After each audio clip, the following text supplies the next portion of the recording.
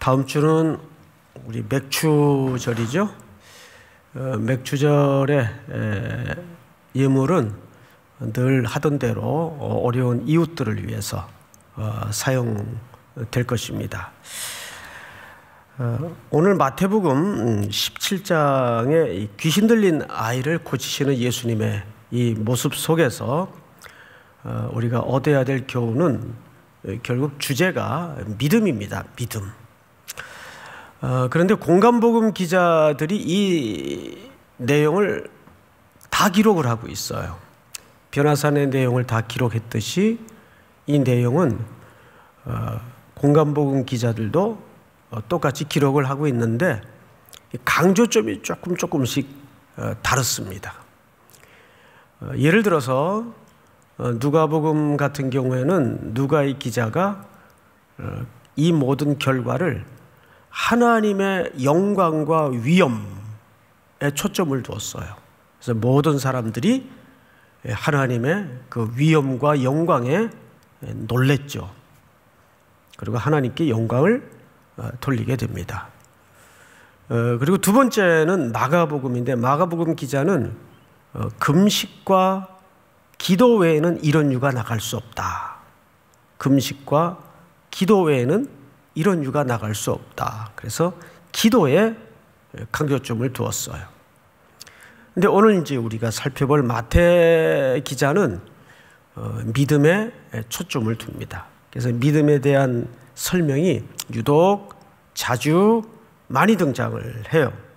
자, 우선 이 본문의 맥락은 지난주 변화산에서 그 황홀한 영광스러운 모습을 목도한 제자들이 내려와서 겪는 일들입니다. 우리 지난주 변화산 사건의 그 초점을 어떻게 이해를 했는가 하면 변화산 위에 예수님의 변형의 모습은 빛이 나고 옷이 휘어진 모습은 신적인 존재로서의 영광이 아니라 그랬어요. 그것은 인간으로서 궁극적으로 변형될 예수님의 모습을 미리 보여주는 설명이라고 말씀을 드렸었죠. 그러면서 동시에 우리들에게도 그러한 궁극적인 목적지로 이끌어갈 것을 예수님이 암시하고 담아내고 싶었던 메시지가 변화산 위의 설명이었어요. 그리고 이제 제자들은 막 정신이 없는 상태에서 산에서 내려오는데 아무도 보이지 않고 오직 예수만 보이더라. 이것이 지난주 결론이었죠.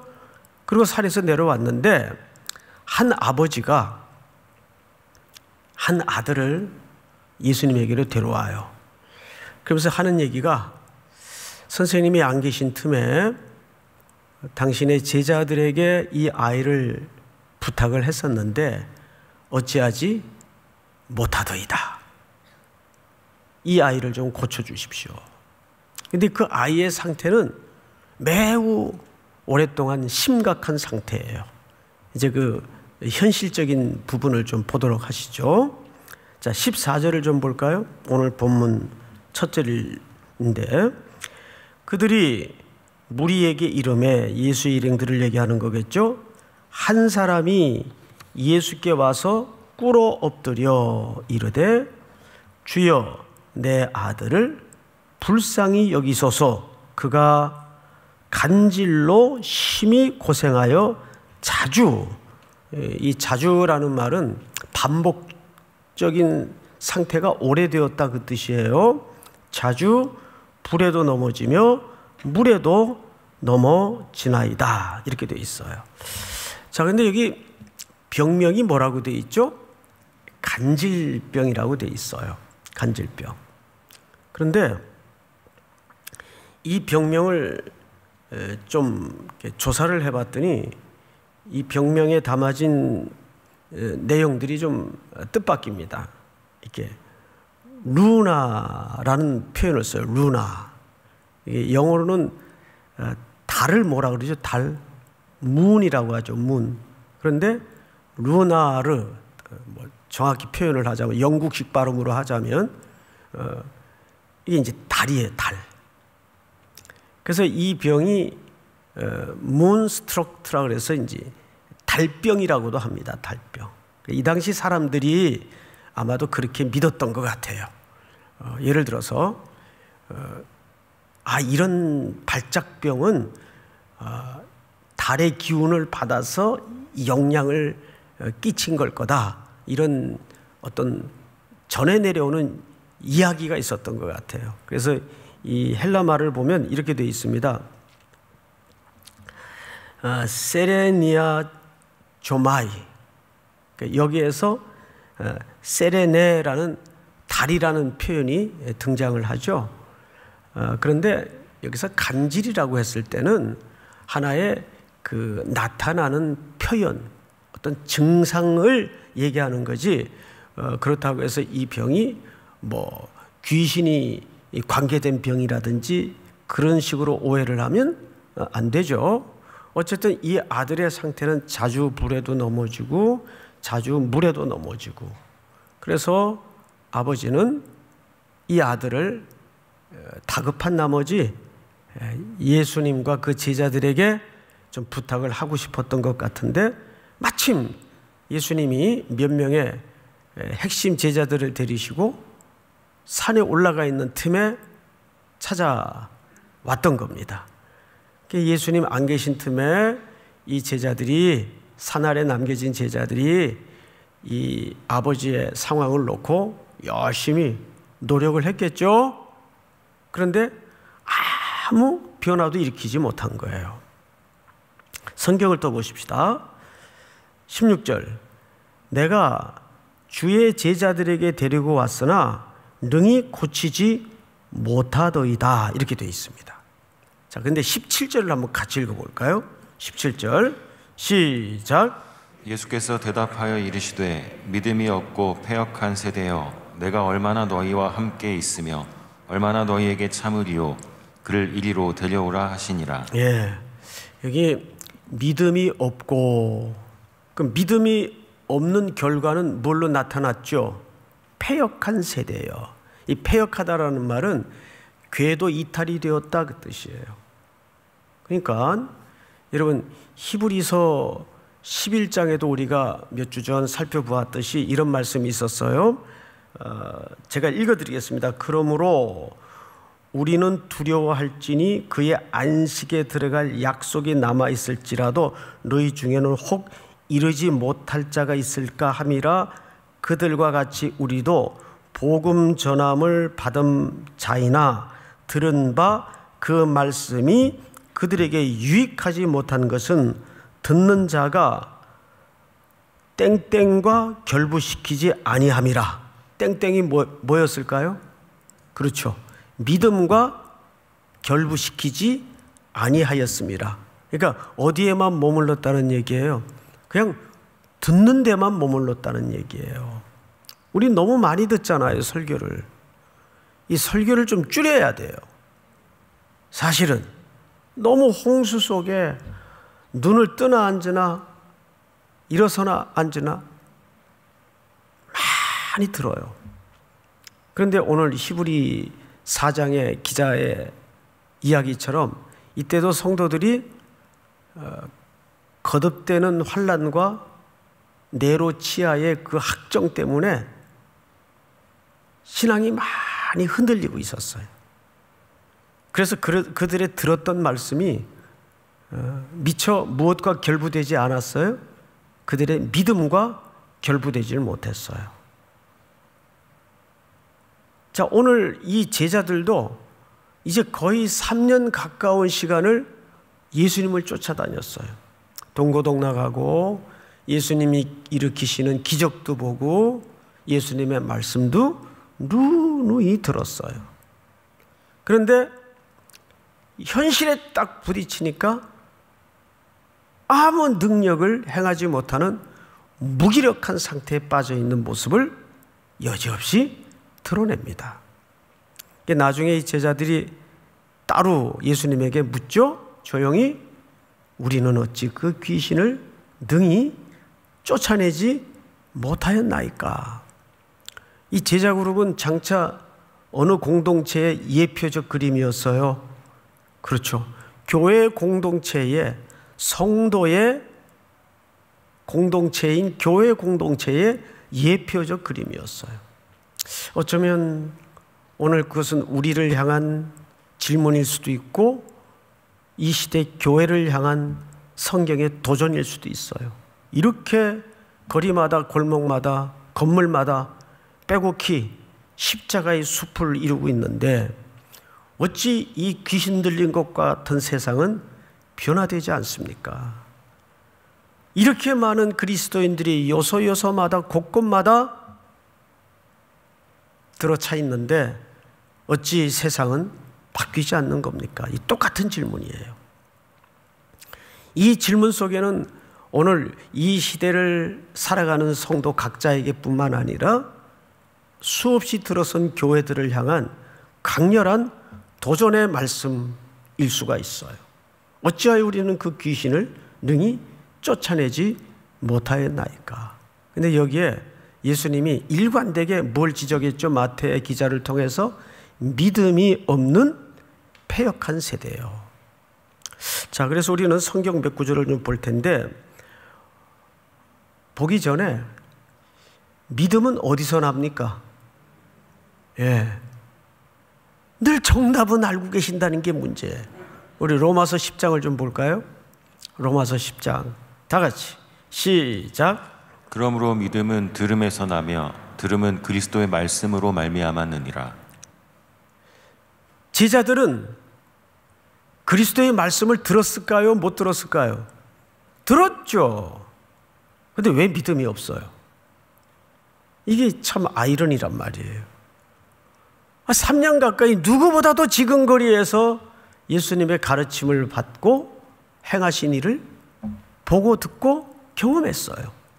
근데 로마서 10장에 보니까 그러므로 믿음은 분명히 들음에서 나며 들음은 그리스도의 말씀으로 말미암았느니라. 그러면 이들의 들음은 도대체 어떤 들음을 얘기하는 걸까요? 뭐가 잘못된 걸까요? 그래서 우리는 성경 한 구절을 좀 더 볼 필요가 있는데 우리 야고보서 1장 22절을 좀 볼까요? 같이 읽습니다. 시작. 너희는 말씀을 행하는 자가 되고 듣기만 하여 자신을 속이는 자가 되지 말라. 중요한 핵심 가치가 어디 있다고 지적합니까? 말씀을 어떻게 하는 자? 그렇죠. 말씀을 행하는 자. 이 행한다라는 것은 무슨 뜻일까요? 삶으로 순종하는 자. 나의 계명을 가지고 지키는 자라야 나를 사랑하는 자니. 그러니까 말씀이 아직 이 제자들에게는 뭐가 안 된 겁니까? 육화가 안 된 거예요. 육회가 아니에요. 육화가 안 된 거예요. 아직. 말씀이 이렇게 우리의 삶 속에 녹아지지 못한 상태를 얘기합니다. 그러니까 자꾸 예수님이 말씀을 하는데 자꾸 엉뚱한 소리를 하는 거예요. 그리고 지금 더더군다나 베드로를 중심으로 해서 제자들의 마음속에는 예수님이 예루살렘으로 향하는 이 걸음에 신이 났었는데 야 이제 거의 다 왔다. 우리의 이 조국 이스라엘을 위한 목적하는 바가 거의 다 왔다. 이제 선생님이 드디어 왕권을 쟁취하시러 예루살렘으로 가신다. 기대가 마음껏 부풀어 있었는데 이때부터 예수님이 자꾸 그 당시의 상황으로 비추어 볼 때 뭐 자꾸 십자가 얘기하시고 이거 얼마나 끔찍한 형틀이에요. 당시 사람들에게 치욕의 현장이고 근데 자신이 죽어야 할 것이고 또 뜬금없이 뭐 다시 살아난다 그러고 사흘 만에 그 부활의 내용마저도 현실적으로 전혀 능력이 없는 거예요. 그러니까 이때부터 예수님과 제자들 사이에는 미묘한 이해에 대한 간격이 벌어지고 있는 거예요. 이게 무슨 소리일까? 왜 저러실까? 자, 성경을 다시 보십시다. 몇 절을 보시냐면 18절 제가 읽겠습니다. 이에 예수께서 꾸짖으시니 귀신이 나가고 아이가 그때부터 나으니라. 19절 다 같이 시작. 이때 제자들이 조용히 예수께 나와 이르되 우리는 어찌하여 쫓아내지 못하였나이까. 여기서 예수님이 너희의 또 뭘 지적했죠? 믿음이 어떠한 까닭이니라? 작은 까닭이니라. 예수님이 또 믿음을 설명하셨어요. 근데 앞에서는 믿음이 작다 그랬어요? 없다 그랬어요? 예, 믿음이 없다. 두 번째는 믿음이 작다. 결국 믿음이 작은 것은 믿음이 없는 거예요. 그 이유를 그 다음에 바로 설명하시죠. 이렇게 설명하십니다. 믿음이 작은 까닭이니라 진실로 너희에게 이르노니 만일 너희에게 믿음이 뭐 한 알만큼만 있어도, 겨자씨가 얼마나 작아요. 그런데 그 정도의 믿음도 있다는 얘기입니까? 없다는 얘기입니까? 이 화법이 없다는 얘기예요. 믿음이 없다는 얘기예요. 말씀은 듣는데 믿음과 결부되지 않았다는 얘기예요. 자, 그 증거로 22절을 보세요. 22절. 갈릴리에 모일 때 예수께서 제자들에게 이르시되 인자가 또 얘기하세요. 장차 사람들의 손에 넘겨져 죽임을 당하고 제3일에 살아나리라 하시니 제자들이 어떻게 했어요? 매우 근심하더라 이렇게 돼 있어요. 매우 근심하더라. 자, 여러분, 그러면 우리가 조금 이렇게 믿음이라는 주제를 저 공간에 띄워놓고 한번 생각을 해보자고요. 과연 이 믿음이라는 것은 뭐에 대한 믿음일까? 뭐에 대한 믿음일까? 그들의 목적을 굳건히 확신을 가지고 믿는 게 정말 믿음일까? 예수님이 여기서 일관되게 제자들에게 그냥 쪼듯이 집어넣고 싶은 그 믿음은 무엇에 대한 믿음일까? 그 믿음에 예수님의 의도가 담긴 실체를 이해하는 게 오늘 굉장히 중요합니다. 그래서 성전세 이야기가 등장을 해요. 자, 이제 그 얘기를 24절부터 좀 보십시다. 24절. 가버나움에 이르니 반세겔 받는 자들이, 이 반세겔은 성전세, 그러니까 속전세라고도 합니다. 반세겔 받는 자들이 베드로에게 물어요. 너희 선생님은 반세겔을 왜 안 내느냐? 여러분, 출애굽기 한번 30장을 좀 볼까요? 이것은 성경에 근거가 있는 세금 징수요, 당연한 겁니다. 무릇 기수 중에 드는 자마다 성소의 세겔로 얼마를 낼지니? 반세겔을 낼지니 한 세겔은 20게라라. 그 반세겔을 누구에게 드릴지며, 여호와께 드릴지며. 이 출애굽기 여러분 나중에 12절서부터 쭉 읽어보면 이것이 사실은 어떤 성격의 세금인가 하면 속전세, 1인당 속죄를 상징하는 세금으로서 속전세라고도 합니다.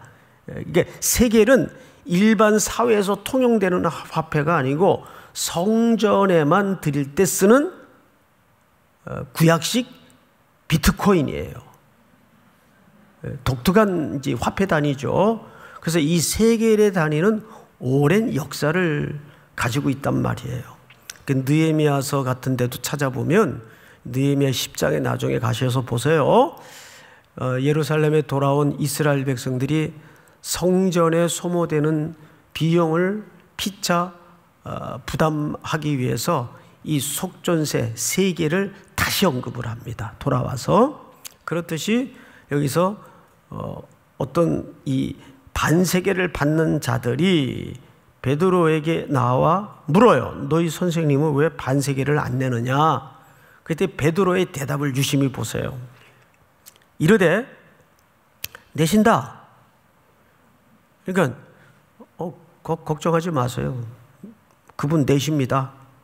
근데 예수님한테 물어보지도 않고 선생님 세금 내실 거예요? 안 내실 거예요? 이게 물어봐야 될 거 아니에요? 근데 지 맘대로 내신다 걱정하지 마라. 이러고 이제 집으로 들어갔어요. 예수님 계신 숙소로 들어가니 예수님이 벌써 알고 계세요. 그래서 먼저 묻죠. 예수께서 먼저 이르시되 시몬아 네 생각은 어떠하냐. 참 예수님의 교육법이 참 놀라워요. 항상 미리 정답을 말하고 미리 야단치고 미리 칭찬하고 그러질 않고 항상 스스로 질문을 만들게 하고 스스로 답을 생각하게 유도하세요. 시몬아 네 생각은 어떠냐 하고 물으세요. 그러면서 세상 임금들이 누구에게 관세와 국세를 받느냐? 자기 아들에게냐 타인에게냐? 이렇게 돼 있어요. 여러분 세상 임금들이 타인에게 세금을 받겠습니까? 자기 진짜 자식들에게 세금을 받겠습니까? 이 당시 종교 문화 배경의 개념으로는 타인에게 세금을 받죠. 남에게 세금을 받는 거지 자기 아들들에게 세금을 받는 건 아니에요. 근데 여기 원문에는 정확히 아들이 아니고 아들들입니다. 아들들. 이 복수가 굉장히 중요해요. 자, 다음 줄을 볼까요? 베드로가 대답해요. 이르되 타인입니다. 타인에게니이다. 예수께서 이르시되 그렇다면 아들들은 세를 어떻게 하리라? 면하리라. 자, 이제 앞을 잠깐 보십시다. 여기 예수님이 믿음을 얘기하시다가 지금 주제를 뭘로 슬쩍 집요하게 바꾸어 놓으셨죠? 아들의 상대 개념은 누굽니까? 아버지. 성전은 누구의 집이에요? 예수님에게는 아버지의 집이에요. 그러면 아들이 또 그 안에 한 공동체를 이룰 우리를 포함한 자녀들이 아버지 집에 들어가는데 세금을 내야 돼요? 타인이 내야 돼요? 타인이 내야 되죠. 그 예수님이 이 믿음의 주제를 어떤 개념으로 전환시키죠? 아버지와 아들의 개념으로 전환을 시켜요. 이제 이 전체 이야기가 살살 어떻게 변형되어서 무슨 결론을 이끌고 가는지를 아셔야 돼요. 마지막 절 제가 읽겠습니다. 그러나 우리가 그들이 실족하지 않게 하기 위하여 네가 바다에 가서 낚시를 던져 먼저 오르는 고기를 가져 입을 열면 돈 몇 세겔을, 성전은 몇 세겔만 바치면 됩니까? 그러면 이게 몇 사람 몫이에요? 세 사람이요? 두 사람 몫 맞죠? 예. 제가 잘못 들었던 것 같아요. 두 사람 몫이죠. 그리고 예수님이 이렇게 대답하세요. 한 세겔을 얻을 것이니 가져다가 나와 너를 위하여, 할렐루야, 나와 너를 위하여 주라 하시니라. 정확한 예수님의 논리대로라면 예수님은 낼 필요가 있어요, 없어요? 낼 필요가 없어요. 베드로만 내도 돼요. 그런데 나와 너를 위하여, 이 말은 무슨 얘기를 하고 싶은 걸까요? 기꺼이 예수님은 하나님의 아들이시지만 베드로와 같은 연약한 인생들을 위해서 똑같이 낮아지시고 똑같이 이들의 고통을 채울해 주시고 똑같이 인카네이션 되셔서 이분이 속전세를 드리는 거예요. 근데 진정한 속전은 누구십니까? 예수님 자신이에요. 예수님 자신이 인간의 몸을 입으시고 반세겔짜리 속전세가 되셔서 이 땅에 오신 사건이에요. 무엇을 위해서? 우리의 믿음, 그 믿음의 오늘 이 본문 전체에서 말하고 싶은 실체는 아버지, 하늘 아버지는 우리들의 아버지라는 얘기예요. 믿습니까? 그 얘기를. 그러니까 믿음의 가장 중요한 실체는 하나님을 누구로 사는 연습을 해야 됩니까? 아들로 사는 연습을 해야 돼요. 여러분들이 어떻게 아버지로 살아요? 하나님을 내가 누구로 사는 연습을 해야 돼요? 아버지. 그 믿음애로까지 아직 제자들이 가 있지 못하니까 예수님을 따르는 이 미션 자체가 그냥 사역으로만 이해를 하고 조국의 독립으로만 이해를 하고 인간의 필요를 채우는 일회로만 이해를 하는 기독교와 복음의 왜곡이 벌어지는 거예요. 가장 중요한 것은 뭐예요? 우리가 아들로 사는 연습을 해야 돼요. 그게 믿음의 가장 중요한 실체예요. 그러기 위해서는 우린 결국 하나님의 말씀에 늘 천착해서 하나님이 내게 어떤 아버지가 되시는가. 여러분, 결국 예수님의 일생이 짧았지만 일관되게 우리에게 뭘 보여주신 삶이었는지 아세요? 아들로 사는 삶을 보여주셨어요. 그분의 말씀에 온전히 순종하시고 자기의 뜻을 내려놓고. 그러니까 예수님의 일생은 아들로 사는 삶이 어떤 삶인가를 보여주신 거예요. 믿습니까? 한 주간 동안 또 이렇게 모니터로 예배하는 분들까지 포함해서 집중해야 될 것은 뭐냐면 나는 얼마나 자녀로 살아가고 있는가, 아들로 살아가고 있는가. 그 아들만이 하나님의 나라의 왕국, 바실레이아 왕국에 들어갈 수 있는 거예요. 그래서 18장은 결국 왕국의 이야기가 시작이 돼요. 천국은 누가 들어가는 것이냐? 어린아이와 같은 자가 들어간다 그러잖아요, 18장에서. 믿습니까? 여러분들이 어떤 시련에 던져져 있고 어떤 고난 앞에 맞물려 있지라도 내가 그때마다 누구인가를 확인해야 돼요. 아들, 자녀. 우리 자녀로 삽시다. 아멘만 하지 말고. 할렐루야. 정말 아들로 딸로 삽시다. 그러면 자유로워져요, 여러분. 온전한 자녀가 될 때 진짜 복음을 누리는 자유가 강물처럼 임하기 시작합니다. 할렐루야. 우리 다 일어나십시다. 나의 영혼이 잠잠히 하나님만 바라며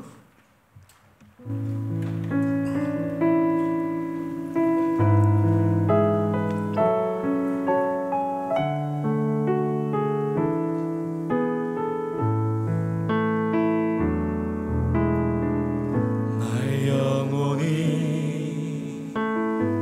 잠잠히 하나님만 바라며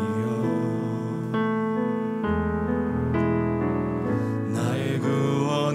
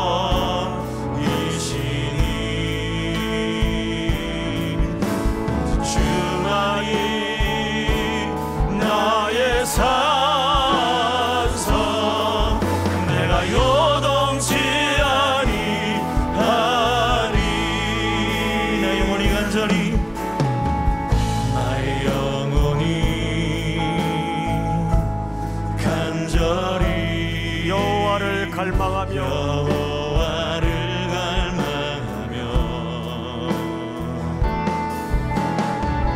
나의 입술이 여호와를 찬양하리.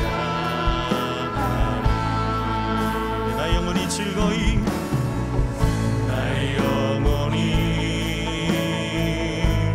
즐거이 여호와를 따르리니 나의 평생에 여호와를 송축하리.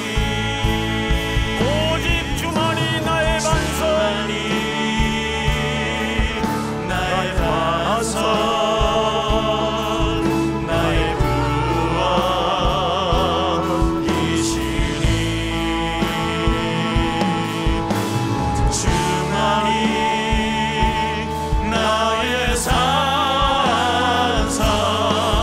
내가 요동치리니 오직 주만이 나의 반석 나의 구원이시니 주만이 나의 산성 내가 요동치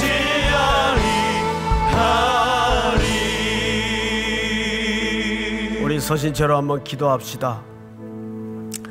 3주간의 특세가 은혜 가운데 잘 마무리되었습니다. 주옥 같은 신실한 종들을 통한 말씀을 들었습니다. 이제는 그 말씀의 기초에서 아들로 딸로 자녀로 살게 하여 주시옵소서. 특별히 베드로는 주는 그리스도시요 살아계신 하나님의 아들입니다. 고백에만 머물렀습니다. 예수님의 아버지요 하나님의 아들로만 그리스도를 이해했습니다. 그러나 베드로는 아들의 자리까지 이르지 못했습니다. 자녀의 자리까지 이르지 못했습니다.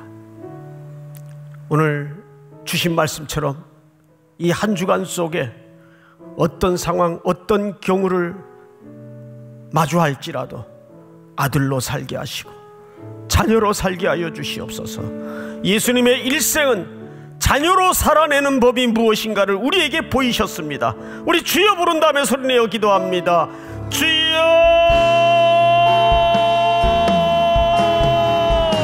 사랑하시는 하나님 아버지 은혜를 감사합니다. 자녀로 살아가게 하여